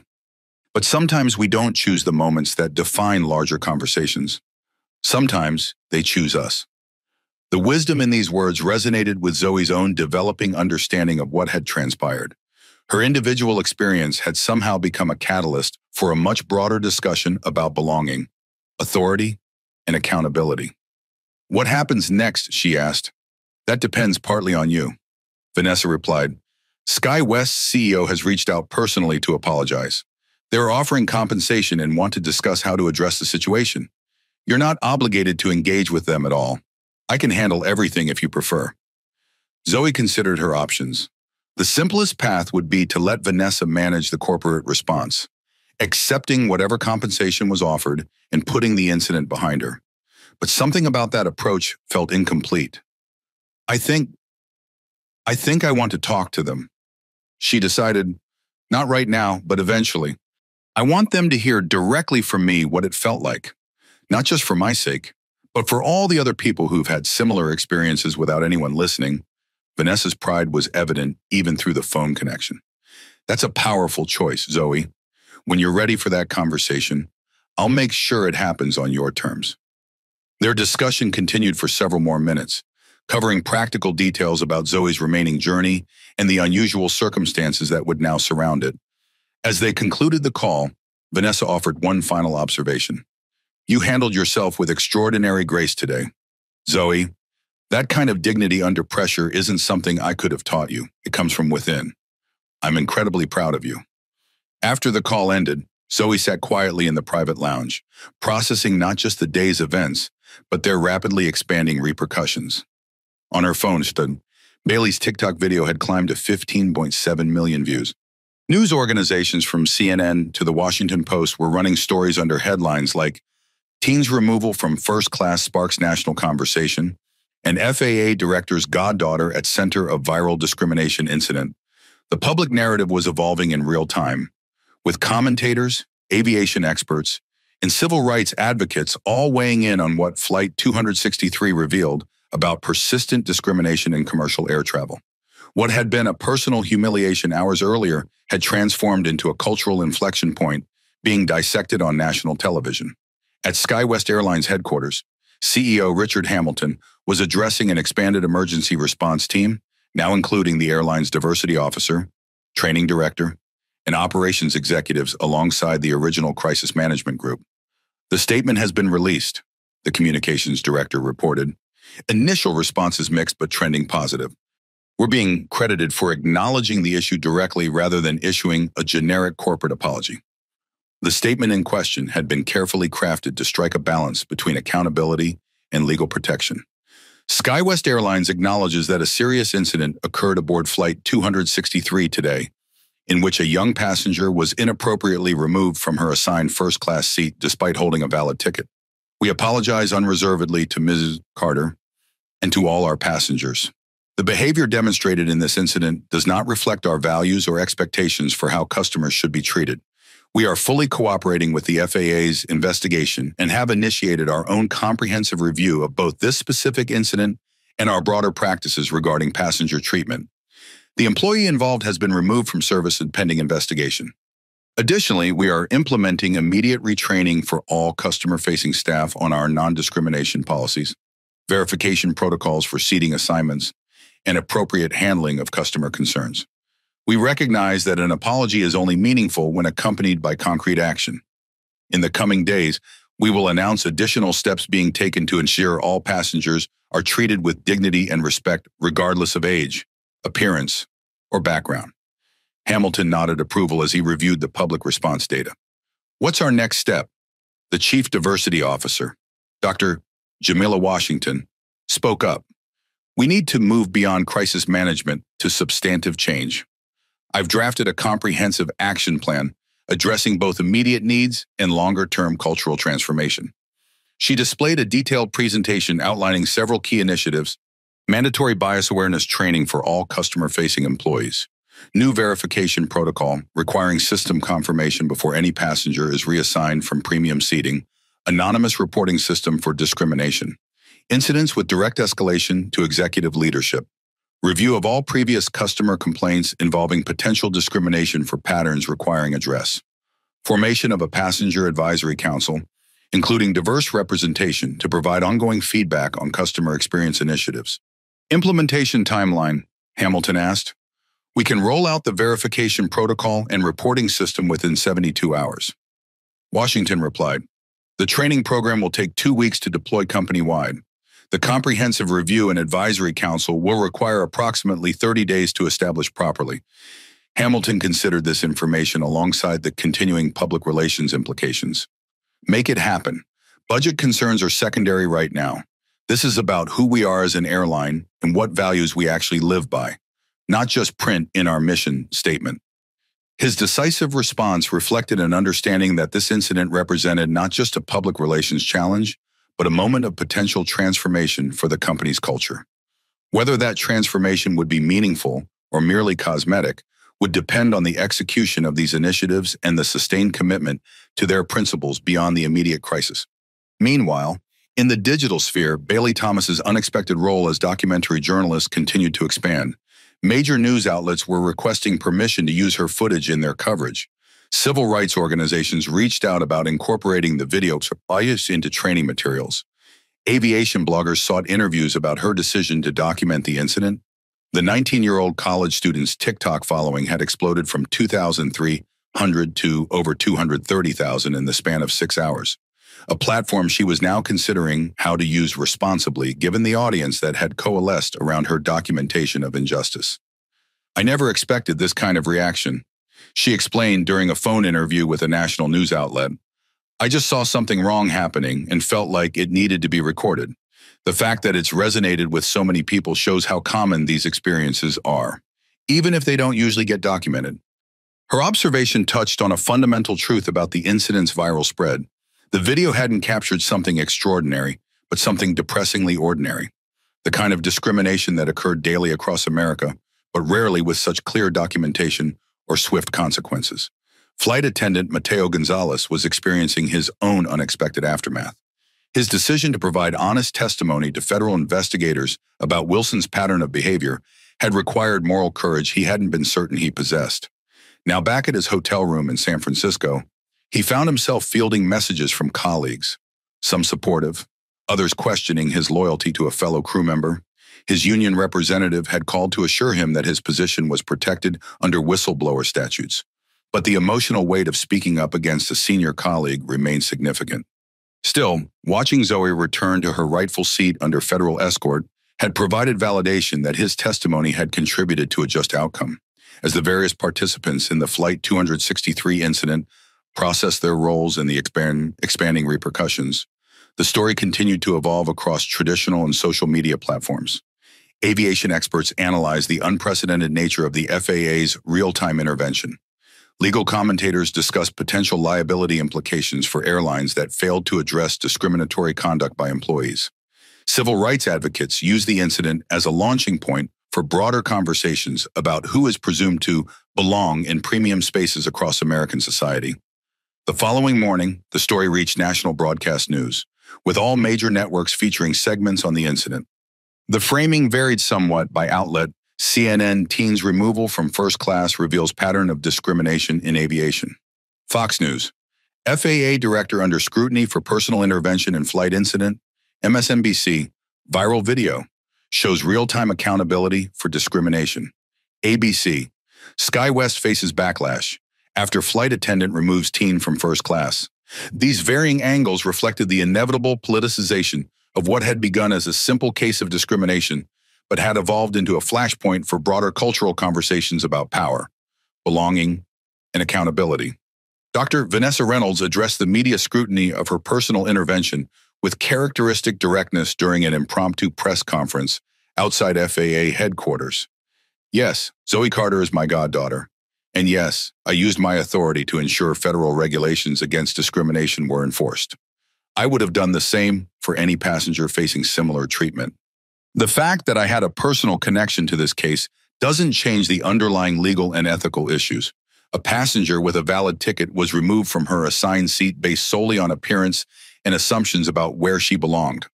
Her unapologetic stance shifted the conversation away from potential nepotism concerns toward the substantive issues of discrimination and accountability. Aviation industry analysts generally supported her position, noting that the FAA director had acted within her authority to enforce existing regulations rather than creating special exceptions. 3 days after the incident, SkyWest Airlines announced a comprehensive response package that went beyond their initial statement. The measures included Termination of Heather Wilson's employment following completion of the internal investigation. Appointment of an independent advisory board to review and strengthen anti-discrimination policies. Deployment of a new mandatory training program for all employees, focusing on bias recognition and interruption. Implementation of a verification-first protocol requiring system confirmation before any seating reassignment. Creation of a $5 million educational fund to support programs addressing discrimination in transportation and public accommodations. CEO Richard Hamilton personally presented these initiatives during a press conference, emphasizing their commitment to substantive change rather than mere damage control. What happened on Flight 263 revealed failures in our culture and practices that require more than apologies or temporary measures. We're committed to fundamental change in how we approach issues of belonging and respect across our entire operation. The comprehensive response garnered cautious approval from civil rights organizations and industry observers, though many noted that the true test would be the sustained implementation of these initiatives beyond the immediate crisis period. For Zoe Carter, the personal impact of becoming an unwitting symbol in a national conversation was complex and multifaceted. The support she received from family, friends, and strangers alike provided validation that her humiliation had been undeserved and unjustified. But the public attention also created an unexpected burden, thrusting her into a spotlight she hadn't sought and wasn't entirely comfortable occupying. A week after the incident, she agreed to a single television interview, selecting a journalist known for thoughtful coverage of civil rights issues rather than sensationalism. During the carefully structured conversation, Zoe articulated her experience with remarkable clarity. What happened to me isn't unique or extraordinary. It happens every day to people who don't look like they belong in certain spaces, whether that's first class on an airplane, an upscale restaurant, or an executive meeting room. The only unusual part was that it got documented, went viral, and resulted in real accountability. When asked about her composed response throughout the ordeal, she reflected, "I didn't confront or argue because experience has taught me those reactions often backfire for someone who looks like me. Instead, I reached out to someone I knew could help. Not everyone has that option, which is why changing the systems matters more than addressing individual incidents." Her measured perspective shifted the narrative from personal victimization to structural critique, using her experience as a lens through which to examine broader patterns rather than an isolated incident of mistreatment. The journalist closed with a question about what Zoe hoped would come from all the attention surrounding Flight 263. "What's your hope for the impact of your experience becoming so public?" Zoe considered the question carefully before responding. "I hope it makes people more aware of how quickly and confidently we decide who belongs in which spaces based on appearance alone. And I hope it encourages more documentation when these incidents occur, because visibility seems to be a prerequisite for accountability." Her response captured the essence of what made the Flight 263 incident significant beyond its specific circumstances. It had created a visible record of discriminatory practices that typically occurred without documentation, accountability, or public witness. 6 months after the incident, its impact continued to reverberate through the aviation industry and beyond. SkyWest's initiatives had evolved from crisis response to institutionalized practices, with measurable improvements in passenger satisfaction among diverse demographic groups. Other major airlines had implemented similar verification protocols and training programs, recognizing the potential reputational and legal risks of failing to address discriminatory conduct proactively.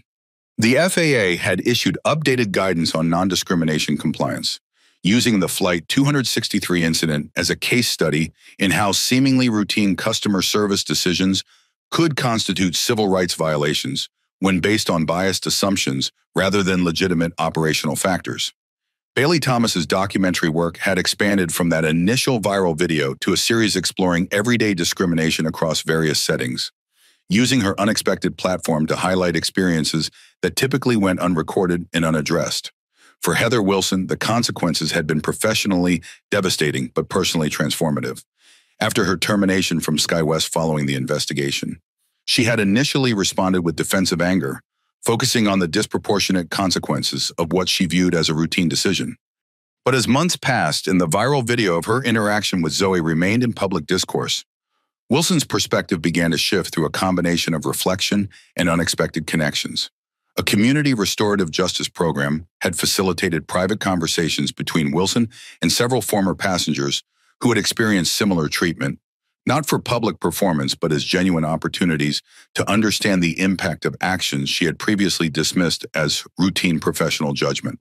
These conversations proved more transformative than any corporate training program, putting human faces and stories to the consequences of bias she had never fully acknowledged, even to herself. Eventually, Wilson began speaking to industry groups about her experience, not as a redemption narrative, but as a cautionary tale about how unconscious bias operated in daily decisions and the mechanisms that allowed discrimination to persist without accountability. "I never thought of myself as biased," she would explain during these sessions. "I viewed my actions as professional judgment based on experience. It took losing my career and facing public accountability to recognize how deeply ingrained certain assumptions were in my decision-making process." Her willingness to serve as a case study in how bias operated in seemingly routine professional judgments provided a powerful teaching tool for organizations grappling with similar issues across various industries. For Zoe Carter, the most significant impact wasn't the compensation SkyWest provided or the public attention her story received, but the internal confirmation that she had been right to stand up for her dignity by reaching out for help. That single decision, to text her godmother rather than silently accepting unjust treatment, had created a ripple effect of accountability that extended far beyond her individual experience. As she prepared to begin her senior year of high school, Zoe found herself approached by younger students, particularly girls of color, seeking advice on navigating spaces where their belonging might be questioned. Her guidance reflected the wisdom gained through her experience. Document everything, know your rights, reach out for support, and remember that the problem isn't your presence in these spaces, it's the biased assumptions about where you belong. The simple clarity of this advice distilled the complex lessons of Flight 263 into actionable wisdom that extended beyond aviation to all spaces where belonging was determined by appearance rather than rightful claim. The incident that began with a flight attendant's biased assumption about a teenager's place in first class had evolved into something more significant, a case study in how discrimination operated in everyday spaces and what meaningful accountability might look like when the right combination of documentation, authority, and public visibility converged. And somewhere in the digital archives, Bailey's 60-second video remained, not just as documentation of a specific incident, but as evidence that systems of discrimination, however entrenched, were not immutable. They could be challenged, documented, and occasionally transformed when those subjected to their operation refused to accept injustice as the price of passage through shared spaces. 6 months after Flight 263, Zoe Carter stood in the familiar bustle of O'Hare International Airport, this time approaching the premium check-in counter with quiet confidence rather than hesitation. Her first-class ticket to Los Angeles, another gift from Vanessa for her academic achievements, was displayed clearly on her phone screen. The same navy hoodie draped her shoulders, the same simple backpack hung at her side, but something fundamental had shifted in how she carried herself through spaces previously marked by uncertainty about her belonging. "Good afternoon, Miss Carter," the gate agent greeted her, genuine welcome evident in both tone and body language. "We're delighted to have you flying with us today." The respectful acknowledgement wasn't coincidental. Following the Flight 263 incident, SkyWest and other major carriers had implemented comprehensive training reforms specifically addressing how employees engaged with young passengers of color in premium cabins. The transformation wasn't merely cosmetic, but reflected substantive changes in verification protocols, accountability structures, and cultural expectations. As Zoe proceeded through security and toward her gate, she noticed a digital display featuring SkyWest's new Belonging Initiative, a program developed in direct response to her experience 6 months earlier. The campaign featured diverse passengers in premium accommodations with the tagline, "Your ticket is your passport. Your appearance is not our concern." The messaging represented more than corporate damage control.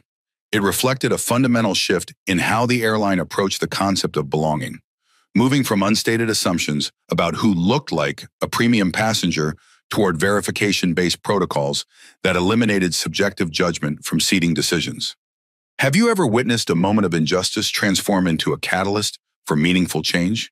Have you seen how documentation and accountability can shift systems that once seemed immovable?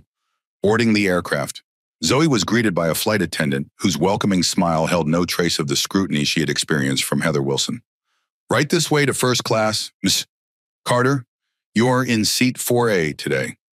The simple interaction, professional, respectful, without qualification, illustrated how meaningful change could manifest in everyday encounters when systems were redesigned with awareness of previous failures. Settling into her seat, Zoe reflected on the extraordinary journey that had unfolded since her last flight from this airport. What had begun as a humiliating experience had catalyzed changes extending far beyond her individual situation, affecting airline protocols, federal oversight, public discourse about belonging, and countless passengers who would never know their journey had been made more dignified by her willingness to document injustice rather than silently accepting it. Across the aisle, a young black girl, perhaps 12 or 13, was being comfortably settled into her own first-class seat by attentive parents. The normalcy of this scene, the absence of questioning glances or hesitant body language from the cabin crew, represented the subtle but significant shifts that had occurred in the wake of Flight 263. The girl caught Zoe's eye and offered a shy smile, which Zoe returned with quiet recognition. Neither spoke, but something unspoken passed between them, an acknowledgement of shared space without the burden of justifying their presence within it. As the aircraft prepared for departure, Zoe's phone vibrated with an incoming message from Vanessa. Safe travels. Remember that your journey is creating pathways for others who will follow. The simple observation captured what had perhaps been the most meaningful outcome of the Flight 263 incident, not just addressing a specific instance of discrimination, but establishing precedents and protocols that would benefit countless passengers who would never experience the humiliation she had endured. In Washington, D.C., Dr. Vanessa Reynolds was reviewing the quarterly compliance data from major carriers following implementation of the enhanced non-discrimination protocols inspired by Flight 263. The statistics told a compelling story of systemic improvement. Passenger complaints involving potential discrimination had decreased 64% across participating airlines. Verification protocols had eliminated 93% of subjective seating reassignments. Anonymous reporting systems had identified and addressed potential bias incidents before escalation. Passenger satisfaction scores among diverse demographic groups had increased significantly. These metrics represented more than statistical improvements. They reflected real changes in how thousands of passengers experienced air travel daily, particularly those from groups historically subject to increased scrutiny or questioning about their presence in premium spaces. The Flight 263 effect, as industry analysts had labeled it, extended beyond SkyWest to influence practices across commercial aviation. The incident had created a clear case study in how discrimination manifested in seemingly routine customer service decisions, and how addressing these patterns required systemic changes rather than merely disciplining individual employees. For Heather Wilson, the aftermath of Flight 263 had been both professionally devastating and personally transformative. After her termination from SkyWest following the investigation, she had initially responded with defensive anger, viewing herself as a scapegoat for systemic issues rather than acknowledging her personal responsibility. But as months passed and the viral video of her interaction with Zoe remained in public discourse, Wilson's perspective began to shift. Through a community restorative justice program, she had engaged in facilitated conversations with passengers who had experienced similar treatment on other flights, not as public performance, but as genuine opportunity to understand the impact of actions she had previously dismissed as routine professional judgment. These conversations proved more transformative than any corporate training program, putting human faces and stories to the patterns of bias she had never fully acknowledged, even to herself. The cumulative weight of these testimonies, from accomplished professionals, students, families, and elderly passengers who had been questioned, relocated, or scrutinized based on appearance rather than documentation, gradually eroded her defensive posture. 6 months after Flight 263, Wilson had begun speaking to industry groups about her experience, not as a redemption narrative, but as a cautionary tale about how unconscious bias operated in daily decisions and the systemic mechanisms that allowed discrimination to persist without accountability. I never consciously thought of myself as biased, she would explain during these sessions. I viewed my actions as professional judgment based on experience. What I failed to recognize was how that experience was itself shaped by assumptions about who belonged in which spaces. It took losing my career and facing public accountability to recognize the patterns in my decision-making that I had never questioned. Her willingness to serve as a case study in how bias operated in seemingly routine professional judgments provided a powerful teaching tool for organizations grappling with similar issues across various industries. Her story wasn't one of personal villainy, but of how ordinary people could perpetuate discriminatory systems while believing themselves to be simply doing their jobs. Meanwhile, Bailey Thomas's unexpected role as documentary journalist had evolved into something more substantial than viral social media fame. The 19-year-old's decision to record Wilson's interaction with Zoe had demonstrated how documentation could transform individual experiences of discrimination into catalysts for systemic accountability. Building on this insight, Bailey had developed a platform called Verify that provided resources, legal information, and technical guidance for documenting discrimination in public accommodations. The initiative encouraged responsible recording of potential civil rights violations while educating users about privacy considerations, legal implications, and effective documentation practices. What happened on Flight 263 showed that visibility is often a prerequisite for accountability. Bailey explained during a panel discussion on civil rights in digital spaces. When discrimination occurs without documentation, it's too easy to dismiss as misunderstanding or he said, she said. Recording creates an objective record that makes denial much more difficult. Her observation touched on a fundamental truth about modern civil rights advocacy, that technology had created unprecedented opportunities for documenting incidents that previously would have gone unrecorded and therefore unaddressed at a systemic level. 6 months after the flight, Miguel Ramirez, the businessman who had witnessed Zoe's removal from first class but initially remained silent, had also transformed his experience into meaningful action.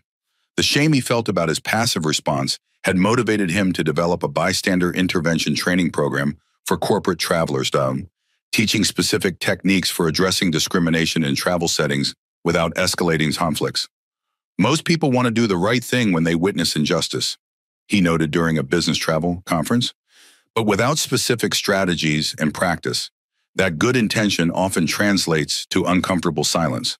We're teaching concrete methods for effective intervention that align with corporate travel policies in professional contexts. His program had been adopted by several major corporations for their executive travel training, creating another pathway for the Flight 263 incident to influence broader cultural practices beyond aviation specifically. For SkyWest Airlines, the incident had forced a fundamental reassessment of corporate culture that extended far beyond public relations damage control. CEO Richard Hamilton had recognized that meaningful change required more than superficial policy adjustments or diversity statements. It demanded sustained commitment to transforming how the organization approached issues of belonging, verification, and customer dignity. 6 months after Flight 263, the airline had implemented a comprehensive reform package that included verification first protocol. Any seating reassignment required system confirmation before passenger relocation, eliminating subjective judgment about who looked like they belonged in premium cabins. Anonymous reporting system, a secure platform for employees to report potential discrimination concerns without fear of retaliation, with direct escalation to executive leadership. Community advisory board, a diverse group of frequent travelers providing ongoing feedback on customer experience initiatives and potential bias concerns. Comprehensive training for reform, moving beyond generic diversity training to specific scenarios and protocols, addressing how bias manifested in customer service decisions. Transparency commitment, quarterly public reporting on discrimination complaints, resolution processes, and ongoing improvement initiatives. The reforms had proven not just ethically sound, but commercially advantageous. Passenger satisfaction scores had increased across demographic groups. Employee engagement had improved as staff reported greater clarity about expectations and procedures. The airline's reputation had gradually shifted from crisis management to industry leadership on inclusion issues. What we learned from Flight 263, Hamilton explained during an industry conference, is that addressing discrimination isn't just about managing individual incidents, but about creating systems where verification replaces assumption and accountability is built into everyday processes rather than triggered only by viral incidents. His observation highlighted perhaps the most significant legacy of the Flight 263 incident, not just addressing a specific case of discrimination, but establishing new expectations for how belonging was determined and verified across the aviation industry. For Zoe Carter, now preparing for college applications and considering career paths, including law and public policy, the most meaningful impact wasn't the compensation SkyWest had provided or the public attention her story had received. It was the knowledge that her simple decision to text Vanessa rather than silently accepting unjust treatment had created ripple effects benefiting countless passengers who would never know their journey had been made more dignified by her refusal to accept discrimination as the price of passage. As her flight reached cruising altitude and the seatbelt sign dimmed, Zoe opened her laptop to continue work on her college application essay. The prompt asked about a challenge she had faced and its impact on her development. Her opening paragraph reflected the wisdom gained through experience. The most important lesson I've learned isn't about confronting injustice with loud resistance, but about documenting it with quiet resolve. Change doesn't always require dramatic confrontation. Sometimes it comes from simply creating a record that makes denial impossible, then connecting with those who have the authority to ensure accountability. My experience taught me that dignity isn't something others can take from you. It's something you maintain by refusing to accept mistreatment as normal or inevitable. The insight reflected a maturity beyond her 16 years, an understanding that meaningful change often came not from dramatic individual heroics, but from strategic documentation, thoughtful alliance building, and sustained pressure on systems rather than individuals. As Flight 263's legacy continued to reshape practices across commercial aviation, its central lesson remained relevant far beyond that specific context that belonging shouldn't depend on appearance. That accountability required visibility, and that sometimes the most powerful response to injustice was simply refusing to let it pass undocumented and unaddressed. The changes catalyzed by that single flight represented not an endpoint, but a beginning, a demonstration of how individual incidents, when properly documented and leveraged, could create openings for systemic transformation that benefited countless others who would never have to experience the humiliation that made such changes necessary. And somewhere over America, as Zoe Carter's flight continued toward its destination, another young passenger of color was being welcomed into a premium cabin without question or scrutiny, not because they looked like they belonged there, but because verification systems now focused on their documentation rather than their appearance. That simple shift, from assumption to verification, represented the enduring legacy of Flight 263, the recognition that dignity wasn't something to be earned through appearance or conformity, but a fundamental right to be protected through systems that verified legitimate claims rather than subjective judgments about who belonged in which spaces. Change doesn't always need a loud voice. Sometimes it just needs someone who refuses to move when injustice tries to push them aside, and the courage to document what happens next. As the aircraft began its descent toward Los Angeles, Zoe closed her laptop and gazed out the window at the sprawling city below. The journey that had begun 6 months ago with humiliation had transformed not just her understanding of her own worth, but potentially the experiences of countless travelers who would benefit from the changes her story had catalyzed. Flight attendant Amanda Foster approached with a warm smile. "We'll be landing in about 20 minutes. Miss Carter, is there anything else you need before we begin our descent?" "No, thank you," Zoe replied, the simple exchange representing everything her interaction with Heather Wilson should have been: respectful, professional, without qualification. Beside her, the young girl across the aisle was animatedly describing her first-class flight experience to her parents. The joy and excitement in her voice, unmarred by questioning or scrutiny about her presence, was perhaps the most meaningful testament to what had changed since Flight 263. That child would never know that her ability to enjoy this experience without defending her right to occupy this space had been secured, in part, by what had happened to Zoe. She would never know about the verification protocols that had replaced subjective judgments, the training that had transformed how crew members approached passengers, or the accountability structures that had been implemented throughout the industry. And that was precisely the point. The most significant victories against discrimination weren't always visible or celebrated. Sometimes they manifested simply as the absence of obstacles, the removal of scrutiny, the freedom to exist in spaces without defending one's right to be there, As the plane touched down and passengers prepared to disembark, Zoe received one final text from Vanessa. Proud of you, not just for what you endured, but for how you've used it to create change. Your dignity under pressure has opened doors for others. The message captured the essence of what had transpired since that first text 6 months earlier. What had begun as an individual experience of discrimination had evolved into something more meaningful, a catalyst for systemic transformation that would benefit countless passengers who would never know the name Zoe Carter or the story of Flight 263. And perhaps that was the most powerful form of justice, not just addressing individual incidents, but creating systems where such incidents became increasingly rare, where belonging was determined by verification rather than appearance, and where dignity wasn't something to be earned but a fundamental right to be protected. As Zoe stepped into the terminal, she carried not just the memory of what had happened, but the knowledge that her response had mattered, that her refusal to accept injustice silently had created ripples of change extending far beyond her individual experience. The story of Flight 263 wasn't just about one flight attendant's poor judgment or one teenager's humiliation. It was about how systems of discrimination could be challenged when the right combination of documentation, authority, and public accountability converged. It was about the power of refusing to accept injustice as the price of passage through shared spaces.